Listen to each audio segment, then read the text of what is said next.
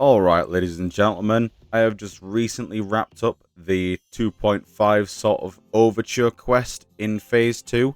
Believe it's called Rust, Sword and the Sun, and its purpose is to be sort of like a prelude to 2.6. And as always, with every single quest that I do, I'm going to be rating them on a scale of 1 to 10, saying what they did good in it, saying what they did bad. So, without any further ado, let's begin. One more thing before we get started.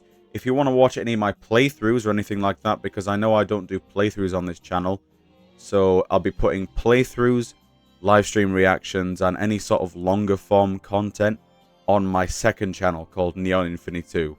Yes, how original, I know.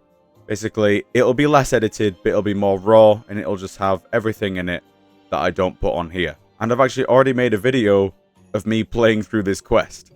So yeah, I'll put the channel and the video link in the description. And yes, don't forget to subscribe to that if you're subscribed to this one. So, what did I like about this quest, first of all? I liked that it was very simple. We just got told a background story of Augusta, right? Someone that we actually don't know about going into 2.6. Yeah, I feel like we should, right? We should have at least a bit of background knowledge going into it.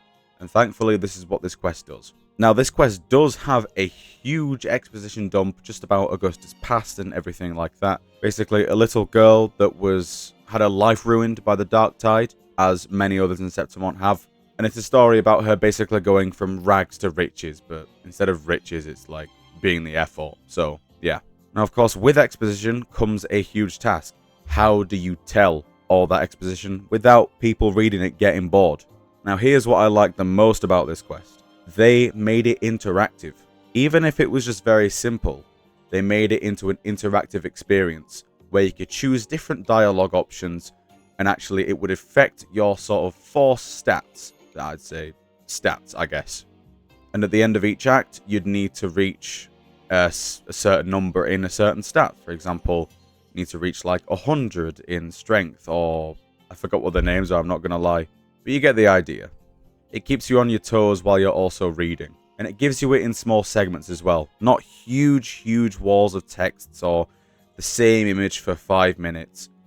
The storytelling is really good, as is in Wuthering Waves, to be honest, because they have not let us down in storytelling for a long time. Even in 1.0, it was okay. There was not much I really disliked about the quest, because you have to remember the quest is just like a little prelude. It's not going to be some sort of grandiose main story quest or whatever. If you expected that, then go back to Phase 1. There's nothing really to dislike about it. Maybe the fact that we got told by a poet. But then again, how else are you going to be told? It's not supposed to be anything big. And so because of that, I didn't really expect anything from it. So if you don't really expect anything from it, then, you know, your expectations are too high, then like, you get disappointed. That just doesn't happen. I guess if I was to nitpick, the only bad thing I could say about it is that the story was pretty genuine. You know, how she was resilient and eventually got there. But again, it's mentioned in the story that this story is not the full truth, which makes me wonder if Augusta had help, external help. We don't know what happened with her and Yuno, for example. We still don't know a lot of things about her. So with that being said, you know, that kind of almost nullifies my point already. Another thing I also liked was this little heart-to-heart moment with Augusta and Yuno at the end. I feel like they did a good job with that because, of course, we know that they have great chemistry. Their kits have great synergies, as we've seen from the quote-unquote leak a couple of weeks ago. Not only that, but they are literally sun and moon based. So to see them have a bit of interactivity together, have a bit of chemistry, build up that chemistry in this prelude is actually very good. They have good enough chemistry that they actually start like quipping with each other. They actually start making jokes. They seem to care about each other quite a bit as well. We've gotten a few tidbits of sort of like caring dialogue. Because not only does this story sort of focus on Augusta, it also focuses on what's happening next, basically. We are going to the... I can't remember what it was called. I think it's Sacredus Plateaus or something like that. It's the Septimont hunting grounds, basically, and we are about to go there because the hunt is almost on. And of course, Augusta's worried that Yuno might not be up to it. You know, she might get hurt in this hunt.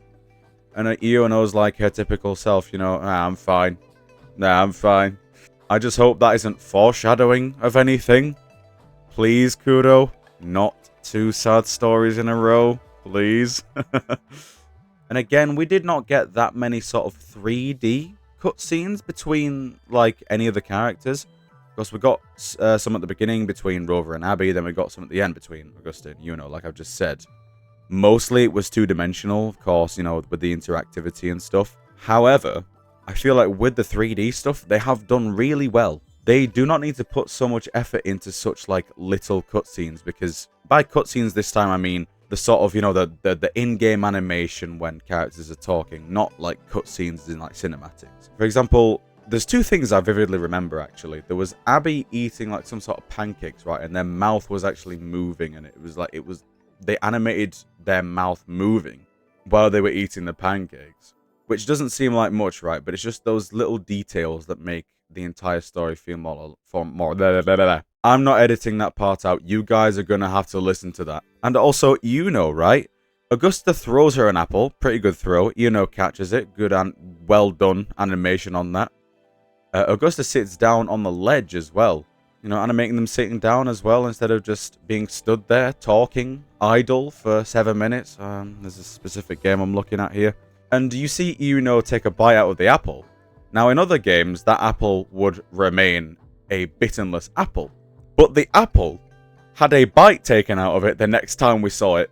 Guys, absolute cinema. 7 out of 10 cinema right there. Jesus Christ. So with that in mind, I am going to now rate this quest. I'm probably going to give it a nice, like, 8.4 out of 10. Maybe an 8.5 for what it is, right? I'm not rating it comparative to, like, the MSQs or anything like that, because I feel like that's unfair, because it's not an MSQ. It's a prelude, right? It does have MSQ vibes, but it's not on the same level as MSQs. So for that, I am going to rate it an 8.5. Of course, I rated Frolova's story a 9.4, but that was for what it was, right? I'm doing it relative to its actual sort of, like, its brothers, not its cousins, if that makes sense. That might not make sense at all, right? They're all quests at the end of the day. They're all quest lines. But of course, you're not going to compare the looks of your cousin with your brother. Of course, your brother is going to look more like you than your cousin. Guys, I don't know what I'm doing. What I'm trying to say is that you have to compare stuff relative to what it is, right? I can't be comparing an Overture to an MSQ quest. I feel like that's unfair on what this Overture quest is. But anyways, yes, that is the end of the video. If you have enjoyed, please let me know in the comments, and also let me know what you think of this story quest if you have completed it. And yes, are you looking forward to 2.6? Because I sure am. I'll see you on the next one. Goodbye for now.